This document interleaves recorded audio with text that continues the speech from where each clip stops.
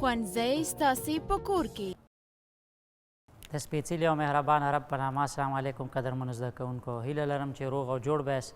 ښوونځی ستاسې په کور کې ځانګړې خپرونه ده. زه بشیر احمد محمدي مو هرکلی کوم. نن ورځې درس موضوع مو د 11 ټولګي د بیولوژي مضمون مربوط د حجرې د دوران تنظیم، همدارنګه ترڅنګ یې مایټوزس او د مایټوزس اهمیت دی. راځو د حجرې د دوران تنظیم ته. په تیر درس کې مو لوستي وو چې حجروي دوران چې کوم دی دا په خپله باندې دوه پړاوونه طی کوي. یو چې کوم دی ایم فیز دی او بل چې دی انټرفیز دی. په انټرفیز کې بیا ویلو چې G1 او اس فیز او G2 فیز کې کم تغییرات پیدا کیږي، بیا هغې څخه وروسته څنګه کیږي حجره ویش کوي. خو دغه تغییرات چې د یو فیز څخه بل فیز ته حجره داخلیږي دغلته کې یو څه پوینټونه موجود دي او دغه چک پوینټونه چې کوم دي دا حجروي دوران تنظیموي او نه پرېږدي چې مخکې له وخت نه یو پړاو حجره پرېږدي او بل پړاو ته داخل شي. یعنې حجروي دوران د چی په واسطه باندې تنظیمیږي؟ د چک پوینټس په واسطه باندې تنظیمیږي. چک پوینټس چې کوم دي د حجروي دوران لپاره چې کوم چک پوینټس دي دا درې دي. یو ته چې کوم دی G1 پوینټ وایي، بل ته G2 پوینټ وایي او درېمې چې کوم دی هغه M پوینټ دی. درې پوینټونه دي. د دې پوینټونو وظیفه دا ده چې کله په G1 کې هغه تغییرات چې موږ ویلي چې په G1 کې کم تغییرات رامنځته کیږي، هغه تغییرات چې کله سر ته نه وي رسېدلي نو نه پرېږدي چې دغه حجره اس فیز ته داخل شي. نو دغه پوینټ ته چې ویل کېږي G1 پوینټ. G1 پوینټ چېرته موجود دی؟ دا د G1 په اخر کې موجود دی. یعنې که چېرته موږ حجروي سایکل داسې رسم کړو نو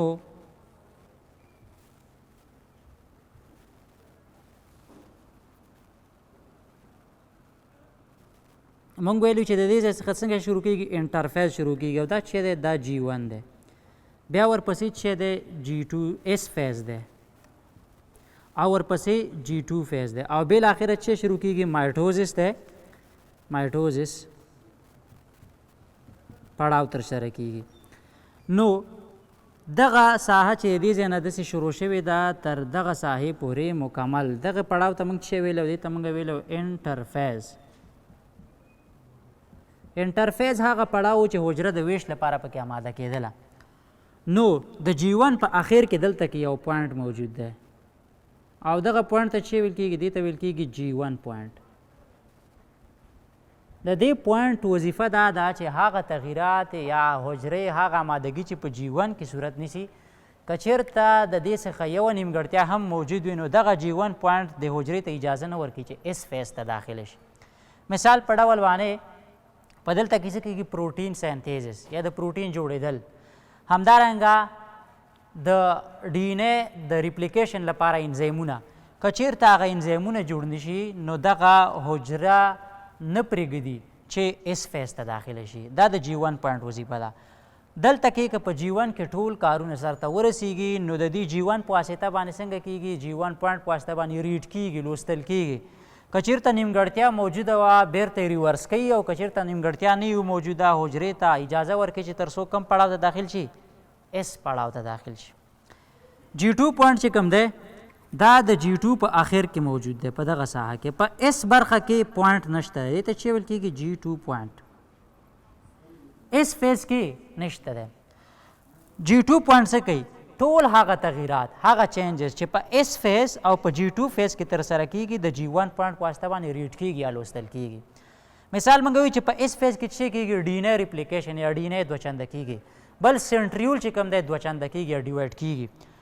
که د دې څخه یو هم نیمګړی پاتې وي یا DNA په ریپلیکیشن کې یو مشکل موجود وي، په صحیح ډول ریپلیکیټ شوی نه وي، بیرته د G2 پوینټ په واسطه باندې حجره ریورس کېږي.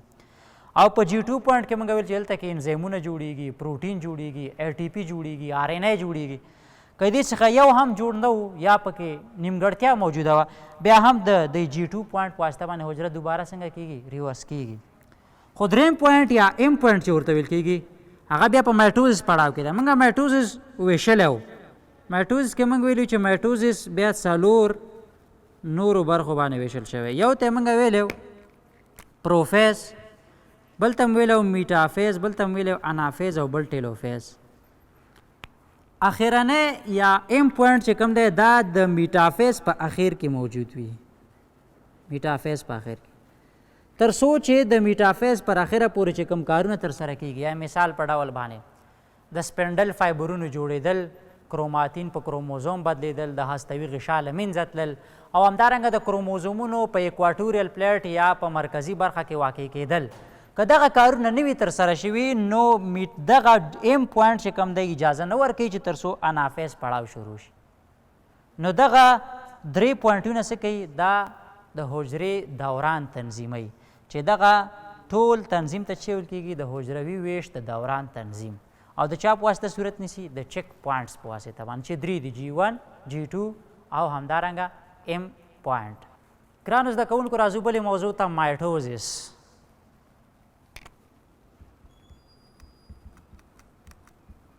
مایټوزس د دوه کلمو څخه اخیستل شوی دی، چې یوی مایټوس دی او مایټوس په معنا د تریډ یا تار، تریډ یا تار ته ورته، او اوزس په معنا د سټیټ یا حالت. نو موږ د دې څخه مایټوزس داسې تعریف کوو چې مایټوزس هغه حجروي ویش څخه عبارت دی چې په هغې کې تار ته ورته جوړښتونه رامنځته کیږي، چې هغه عبارت دي له څه څخه؟ د سپنډل فایبر څخه، سپنډل فایبر. نو په مایټوزس ویش کې څه جوړیږي؟ سپنډل فایبر جوړیږي، او د دغه له وجې نه دې ته دغه نوم ورکړ شوی دی مایټوزس. په امایټوزس ویش کې چې کوم دی په هغې کې بیا سپنډل فایبرونه نه جوړیږي، نو هغې ته ځکه امایټوزس ویل کیږي. مایټوزس په کلمه د دې ویش لپاره د فلیمنګ لخوا استعمال شوه. فلیمنګ یو عالم او دې عالم د مایټوزس ویش په انیمل یا حیواناتو کې تشریح کړ، خو په نباتاتو کې بیا د یو بل عالم لخوا تشریح شوی چې د هغه نوم دی سټراسبرګر.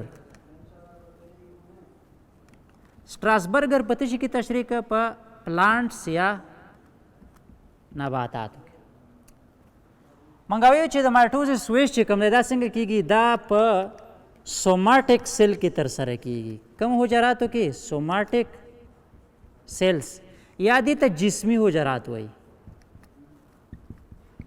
او لوستې مو چې فقاره حیواناتو بدن د دوه ډوله حجرات څخه جوړ شوی، یو چې کوم دی جنسي حجرات، یو بل چې دي جسمي حجرات دي. نو د دې د وجې نه چې دا په سوماټیک سیل کې ترسره کیږي، دې ته یو بل نوم هم اخیستل کیږي، سره مخامخ کیږي، سوماټیک ډیویژن.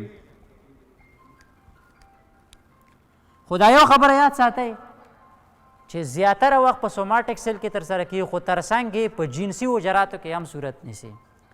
یعنې که چېرته یو څوک درنه پوښتنه وکړي چې مایټوزس یوازې په جسمي حجراتو کې صورت نیسي که په جنسي کې هم نیسي، نو ستاسې ځواب به دا وي چې زیاتره وخت په سوماټیک حجراتو کې، خو بلکې په جنسي حجراتو کې هم صورت نیسي. ګورئ جنسي حجرات چې هغه تخمه او سپرم دی، د هغې جوړېدلو ته ګمیټوجینیسس وایي. ګمیټوجینیسس او ګمیټوجینیسس چې کوم دی دا درې پړاوونه لري. یو چې دی ملټیپلیکیشن پړاو دی یا ملټیپلیکیشن فیز. په دې کې حجره څنګه کیږي؟ دوه چنده کیږي، زیاتیږي. او بل شی دی گروت فیز دی یا د ودې فیز دی. او ورپسې چې دی میچوریشن یا د پخېدلو یا د بلوغ ته رسېدلو فیز دی. نو مایټوزس ویش په کم وخت کې صورت نیسي؟ په ملټیپلیکیشن کې. دغه وخت کې څه صورت نیسي؟ مایټوزس. او په میچوریشن کې بیا میاسس صورت نیسي، چې دا زمونږ بیا وروستو موضوع ده، په دې باندې خبرې کوو.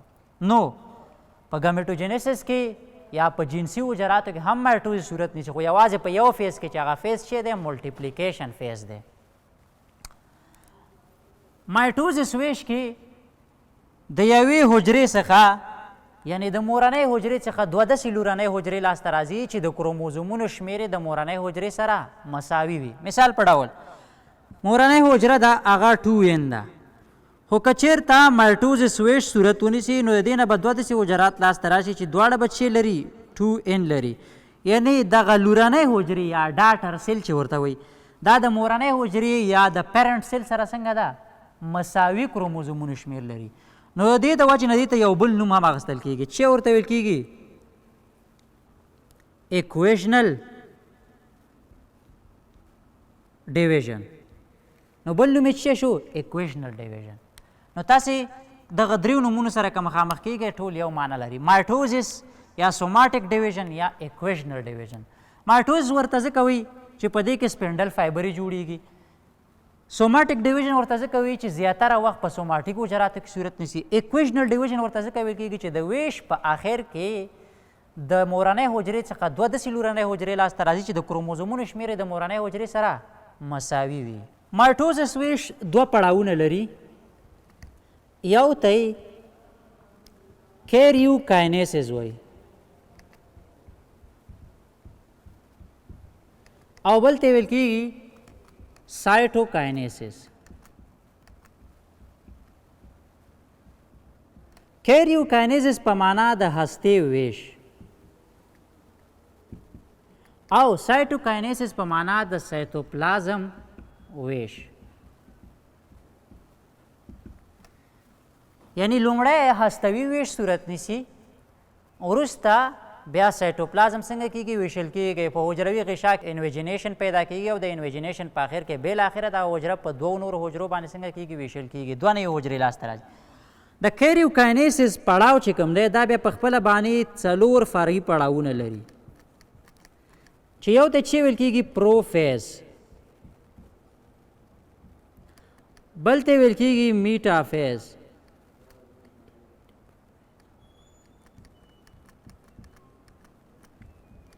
بل ته ویل کېږي انافیز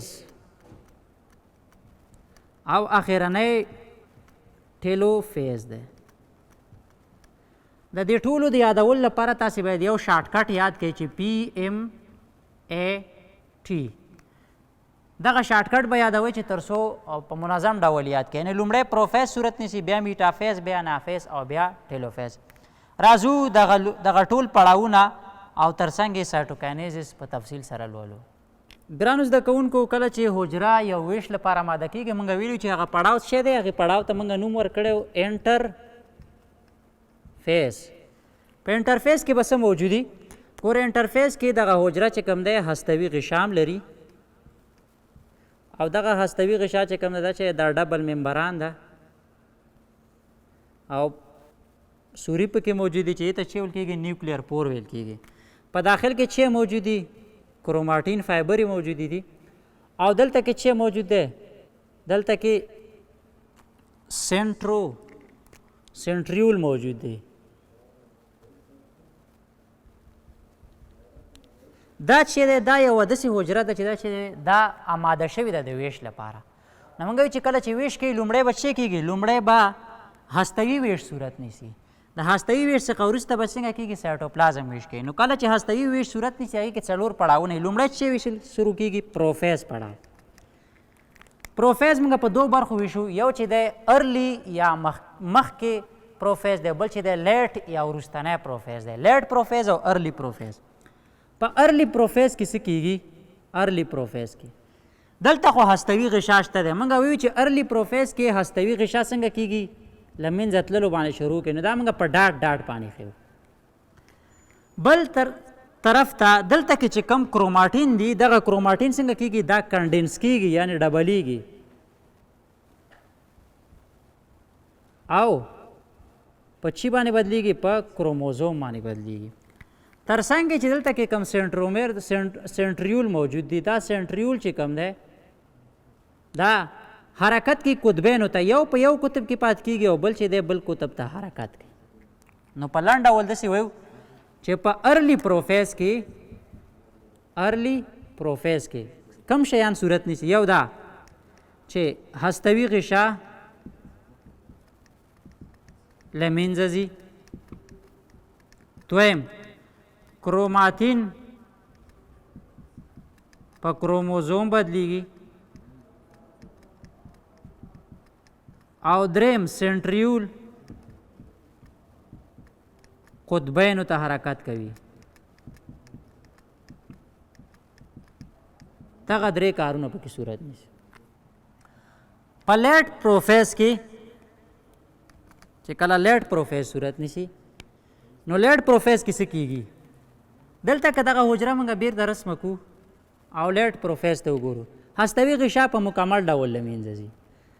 دغه سنټریول چې کوم دی دا څنګه کېږي؟ دا قطبینو ته رسیږي. نو یو به په یو قطب کې پاتې شي دلته او بل به دې قطب ته ورسیږي. خو چې کله قطبینو ته ورسیږي نو د دې څخه څنګه کېږي؟ کوچني او اوږده تارونه جوړیږي. همدارنګه هلته څه موجود دی؟ دلته به دا کروموزومونه موجود وي. کوچني تارونه جوړیږي داسې او تر څنګ یې غټ تارونه جوړیږي چې داسې یو قطب نه بل قطب ته تللی وي.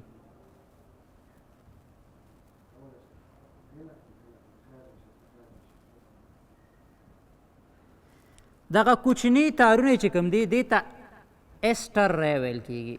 ایسټر ریس. او دغه غټ تارونه چې دي ته چې ویل کېږي؟ سپینډل فایبرز.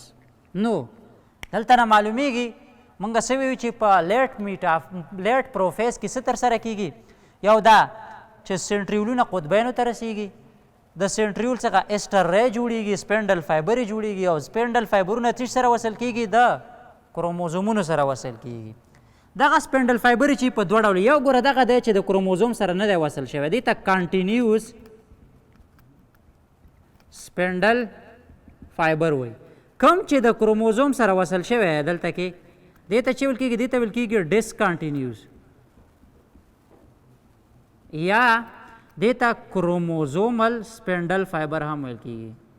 کروموزومل سپینډل فایبرز.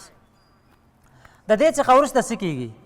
کله چې دغه کار صورت ونیو نو په نتیجه کې بله مرحله شروع کېږي، هغې ته څه ویل کېږي؟ هغې ته ویل کېږي میټافیز. په میټافیز کې څه کېږي؟ میټافیز کې داسې کېږي چې دغه کروموزومونه چې کوم دي دا په منځنۍ برخه کې واقع کېږي. دې چې د ایکواټوریل پلیټ ویل کېږي. دا د چا په واسطه کېږي؟ د سپینډل فایبرو په واسطه کېږي. یعنی دغه کروموزومونه ایکواټوریل پلیټ ته راوړل کېږي په دې ډول باندې.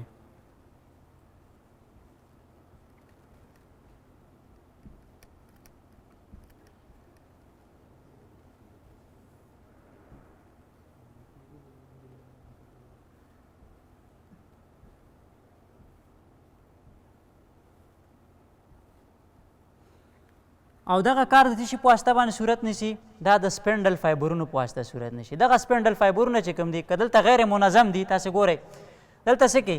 دغه سپینډل فایبر څنګه کېږي؟ کانټراکشن کوي، تکالس کوي، نو دا پورته کش کوي.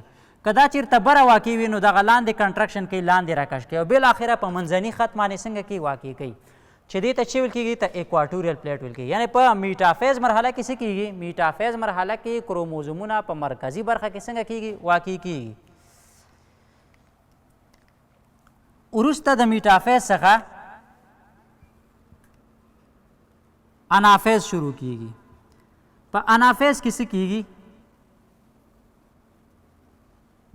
انافیز کې موږ وایو چې دغه کروموزومونه قطبینو په طرف باندې حرکت کوي. یعنې دا خو چې دي دا موږ سره سنټریولونه دي.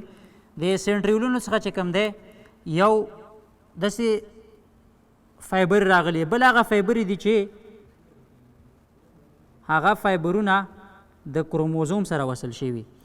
نو دغه کروموزومونه په دغه ځای کې څنګه کېږي؟ دا سپلیټ کېږي. ګوره دا څنګه سپلیټ کېږي؟ دلته که چېرته کروموزوم موږ داسې رسم کړو نو دې کروموزوم په منځ کې چې د ډبل ډي ان اے پرته ده، ځکه ډي ان اے څه کړی؟ ریپلیکیشن کړی. نو دغه سپینډل فایبر دلته هم راځي او په دغه ساحه باندې وصل کېږي. دې ته کاینټوکور وایي په کومه برخه کې چې وصل کېږي. نو دی کوشش کوي چې دا یو له بل څخه څنګه کړي؟ جدا کړي، کټ یې کړي. کله چې جدا کړي نو د جدا کېدو په صورت کې څنګه کېږي؟ دغه کروموزوم یو چې کوم دی په دې ساحه کې پاتې کېږي او بلې چې کوم دی د بلې برخې ته ځي.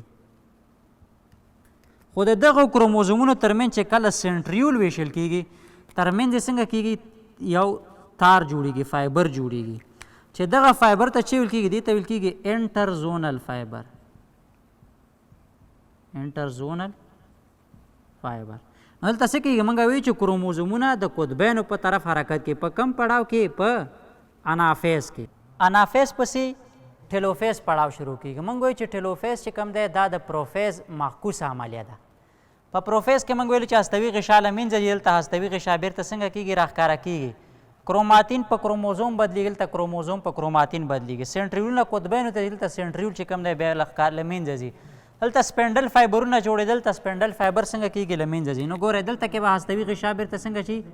راښکاره شي. په دې ساحه کې به هم هستوي غشا څنګه شي؟ راښکاره شي. نو دوه هستې څنګه شوې؟ رامنځته شوې. دغه کروموزوم بیرته په چی بدل شو؟ په کروماتین بدل شو. همدارنګه په ټیلوفیز کې په حجروي غشا کې یو څه انویجنیشن یا ننوتلې برخې په مرکزي برخه کې رامنځته کېږي چې دا د څه نه نمایندګي کوي چې دې څخه وروسته سایټوکاینیسس شروع کېږي. کوم ویش؟